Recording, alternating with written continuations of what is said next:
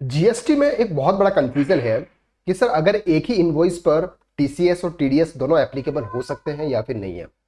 चलिए आज के वीडियो में हम डिटेल में डिस्कस करते हैं कि आखिर में ये कंसेप्ट क्या है और इसका मतलब क्या है।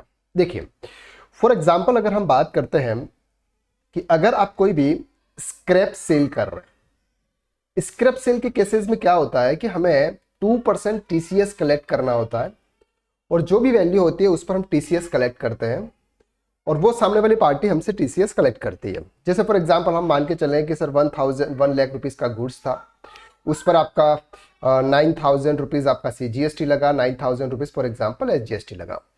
टोटल आपका 1,80,000 रुपीज़ सर आपका टोटल इनवॉइस वैल्यू आई। उस पर 2% के हिसाब से सामने वाले पर्सन ने हमसे टीसीएस कलेक्ट कर दिया। तो जो भी अमाउंट आता है वो अमाउंट हमको सामने वाले पर्सन को पे करना है। अब जब हम सब पेमेंट करते हैं, यानी कि अब हमारे सर पेमेंट करने की बारी आती है।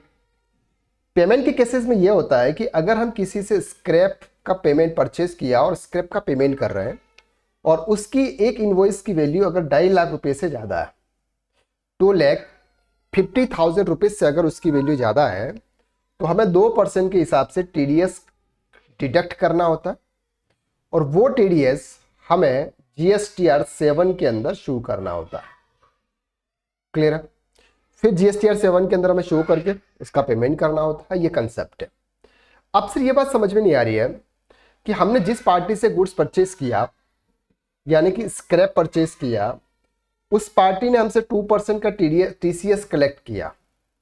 उसने 2% TCS कलेक्ट कर लिया, तो क्या हम उस पर 2% का TDS डिडक्ट करेंगे या फिर नहीं करेंगे? तो जहां तक स्टडी किया है, मैं मेरे हिसाब से मेरे पॉइंट ऑफ व्यू से बताता हूँ, आपका पॉइंट ऑफ व्यू हो सकता है या फिर कुछ भी, क्योंकि जीएसटी के अंदर इतना क्लियर नहीं है।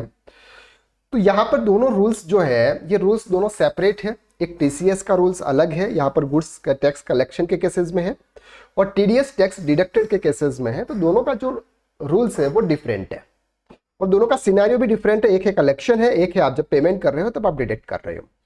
तो जहां अगर आपका टीसीएस कलेक्ट हुआ है, तो अगर आप 2.5 लाख रुपए से ज्यादा का अगर आपकी वैल्यू है उस इनवॉइस वैल्यू, तो आपको भी टीडीएस डिडक्ट करना होगा। एज पॉइंट ऑफ व्यू, मेरे पॉइंट ऑफ व्यू से अगर मैं बात करूं तो टीडीएस डिडक्ट करना होगा। अब सर बात यह समझ में नहीं आती है कि कौन सी वैल्यू पर टीडीएस डिडक्ट करना है और टीसीएस कौन सी वैल्यू पर कलेक्ट करना है। देखिए, टीसीएस जो कलेक्ट होता है वो इनवॉइस वैल्यू पर कलेक्ट होता है, यानी कि आपके इंक्लूडिंग जीएसटी जो भी वैल्यू आएगी उस वैल्यू पर टीसीएस कलेक्ट किया जाएगा और टीडीएस ऑलवेज जो भी होगा वो टैक्सेबल वैल्यू पे होगा। यानी कि आपकी जो भी टैक्सेबल वैल्यू होगी उस टैक्सेबल वैल्यू पर आपको 2% के हिसाब से टीडीएस डिडक्ट करना होगा।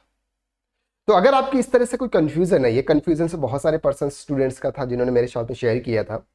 तो जहां तक मैंने उसको स्टडी किया और अलग अलग अकाउंटेंट, चार्टर्ड अकाउंटेंटशिप का समझा, तो उन्होंने बताया कि सर ये जो दोनों का कंसेप्ट है ये थोड़ा सा अलग है। तो दोनों में सेम चीज़ें अप्लाई होनी चाहिए। अगर एक ही इनवॉइस पर सेम चीज़ें हो रही है तो दोनों चीज़ें अप्लाई होनी चाहिए। अब इसके बारे में आपका क्या कहना है, क्या होता है या फिर नहीं होता है, प्लीज़ कमेंट करके आप जरूर बताइएगा। चलिए आज के लिए बस इतना, नेक्स्ट वीडियो में फिर मुलाकात करते हैं, तब तक के लिए थैंक यू सो मच।